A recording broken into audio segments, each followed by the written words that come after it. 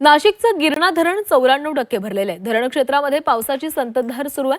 कुठल्याही क्षणी विसर्ग सुरू केला जाणार आहे। त्यामुळे नदीकाठच्या गावांनी सतर्क राहावं अशा सूचना प्रशासनाकडून देण्यात आलेल्या आहेत। नाशिकच्या गिरणा धरण हे आता 94% भरलेलं आहे। धरण क्षेत्रामध्ये पावसाची संततधार कायम दिसते आणि या संदर्भामध्ये अधिक बोलणार आहोत। आमचे प्रतिनिधी सागर गायकवाड आपल्यासोबत जोडले गेलेले आहेत। सागर, गिरणा धरण जे आहे ते 94% भरले, त्यामुळे आता कुठल्याही क्षणी धरणामधून पाण्याचा विसर्ग केला जाऊ शकतोय, काय अधिकची माहिती आहे?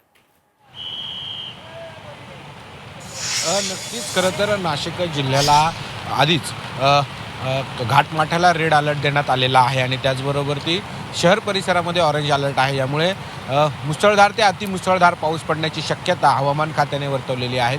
सध्या मी आता नाशिकच्या रामकुंड परिसरामध्ये आहे। ते जर बघितलं तर दुतोंड्या मारुतीच्या आत्ता पायापर्यंत पाणी आलेलं आहे।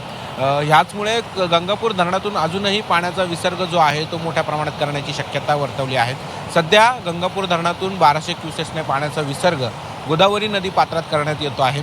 हा विसर्ग टप्प्याटप्प्याने वाढण्याची शक्यता ही वर्तवली जाते, कारण पाणलोट क्षेत्रात देखील मुसळधार पाऊस पडतोय आणि त्याचबरोबर घाटमाथ्यामध्ये देखील रेड अलर्ट देण्यात आलेला आहे। यामुळे पावसाची शक्यता ही मोठ्या प्रमाणात असल्याची प्रशासनाने शक्यता वर्तवलेली आहे। यामुळे नदीकाठच्या गावांना सतर्कतेचा इशारा प्रशासनाकडून देण्यात आलेला आहे। सध्या मध्यरात्रीपासून नाशिक शहरात पावसाचा जोर वाढल्याचं चित्र पाहायला मिळतं आहे। त्याचबरोबर घाटमाथ्यावरती देखील मुसळधार पाऊस पडतोय। यामुळे नागरिकांनी सतर्क राहावं असा आवाहन जे आहे ते प्रशासनाकडून करण्यात येत आहे।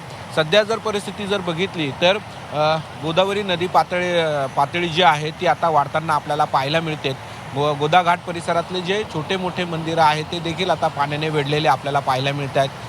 दिवसभर पाऊस पडण्याची शक्यता वर्तवली आहे। त्यामुळे गंगापूर धरणातून जो पाण्याचा विसर्ग जो आहे तो टप्प्याटप्प्याने वाढवण्यात येणार असल्याचं प्रशासनाकडून सांगण्यात आलेलं आहे।